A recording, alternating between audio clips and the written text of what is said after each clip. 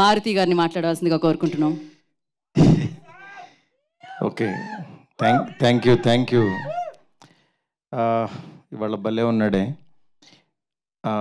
ఈ సినిమా నిజంగా ఫస్ట్ చాలా రోజుల నుంచి రాజ్ తరుణ్తో ఏదన్నా ఒక ప్రాజెక్ట్ చేయాలని నేను అనుకున్నాను. స్లోగా అనుకోకుండా ఈ పాయింట్ తట్టడంతో అది యాక్చువల్గా సాయికి చెప్తే తను నిజంగా చాలా బాగా డిజైన్ చేసి తీసుకొచ్చాడు. ఇంకా అక్కడి నుంచి స్టార్ట్ అయింది. దాని తర్వాత కిరణ్ గారికి కూడా సరే ఇది కథ అని చెప్తే ఆయన కూడా ప్రొడ్యూస్ చేద్దాం అనుకుంటే నాకు కామెడీ సినిమా ఏమన్నా కావాలి సార్ అని అంటే ఆయనకు కూడా లక్కీగా ఈ కామెడీ సినిమా ఇది ఎక్కించడం జరిగింది. దీని తర్వాత మెయిన్ ఈ సినిమాని అంటే చిన్న సినిమా కాన్సెప్ట్ ఫిల్ము అంటే ఇవాళ ఆడియన్స్ నార్మల్గా అసలు థియేటర్కి వచ్చే పరిస్థితి లేదు.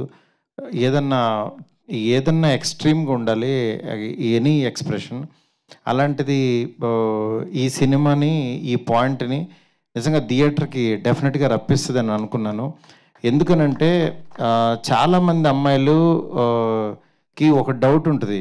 అంటే అది పబ్లిక్గా చెప్పుకోరు, కానీ చాలామంది నిజంగా నేను చేసుకునేవాడు రొమాంటిక్గా లేకపోతే నా లైఫ్ ఏమైపోద్ది, నిజంగా అలా అని వాడిని టెస్ట్ చేయలేరు. ముందు టెస్ట్ చేస్తే వీళ్ళు తేడా అనుకుంటారు. అలా అని పెద్దవాళ్ళు చూపించిన సంబంధం అలా తలంచుకుని చేసేసుకుంటే దాని తర్వాత నేను బుక్ అయిపోతానేమని ఇలా రకరకాల డౌట్స్తో యాక్చువల్గా చాలామంది వెళ్తున్నారు. కొంతమంది ఎక్స్పీరియన్సెస్ విని యాక్చువల్ నిజంగా నా లైఫ్ కూడా అలా అయిపోద్దని భయపడుతున్నారు. అలాంటి వాళ్ళందరికీ ఒక స్వీట్ ఎగ్జాంపుల్ లాగా ఉంటుంది ఈ సినిమా. అంటే మన మధ్యన జరిగే ఒక కథలాగా ఉంటుంది. ఆ పాత్ర నిజంగా మనీషా చాలా బాగా యాక్ట్ చేసింది. ఎందుకంటే రాజ్ తరుణ్తో పాటు ఈక్వల్గా ఒక కొత్త అమ్మాయి చేయాలంటే అంత ఈజీ కాదు. అది నాన్ తెలుగు అమ్మాయి, but she did very good job.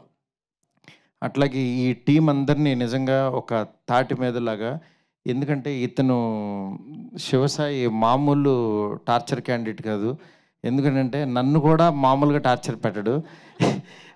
అంటే ఏదన్నా ఒకటి చెప్పిన తర్వాత ఇది ఎందుకు అది ఎందుకు అసలు అన్ని 360 degrees మామూలుగా కొరడాలతో కొడుతుంటాడు. అసలు దీంతో అంటే తన ప్యాషన్కి నిజంగా చాలా ఇది ఉంటుంది. అలాగే పెయిన్ కూడా ఉంటుంది, అనుభవిస్తాం. అందుకని తనతో మాట్లాడి నా గొంతు కూడా పోయింది ఒక నెల. అంత అంటే నాకు తనలో నచ్చింది ఏంటంటే ఆ ప్యాషను, ఆ పిక్కి నాకు ఇది కావాలి, ఇది డీటెయిల్, ఇది కావాలనే తత్వం నిజంగా తన్ని డెఫినెట్గా చాలా హైట్స్కి తీసుకెళ్తుంది.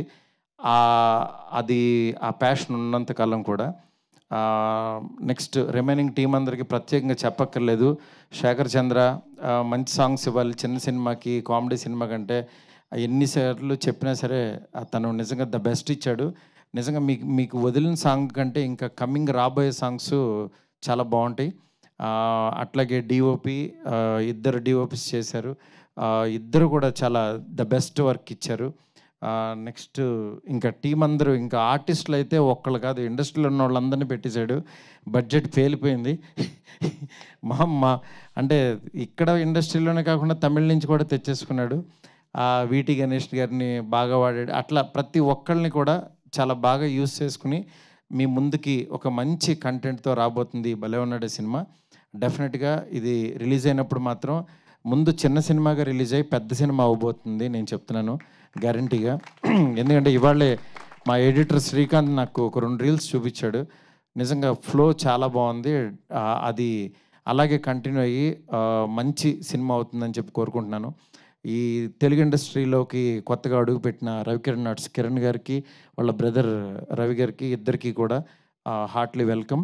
అట్లాగే ఈ చిన్న సినిమాలు ఎప్పటికీ బాగుండాలని నేను ఒక చిన్న సినిమాతో వచ్చా కాబట్టి నేను ఎంత పెద్ద సినిమా చేస్తున్నా చిన్న సినిమాని మాత్రం వదలకుండా అలా ట్రావెల్ అవుతున్నాను.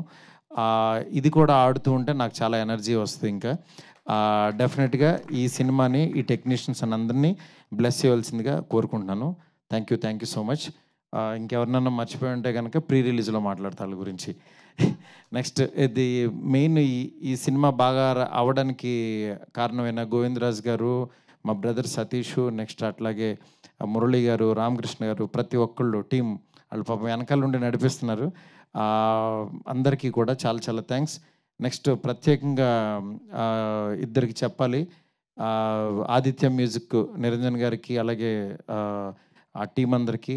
నెక్స్ట్ ఈటీవీ విన్తో ఫస్ట్ ప్రాజెక్ట్ ఇది చేస్తున్నాము.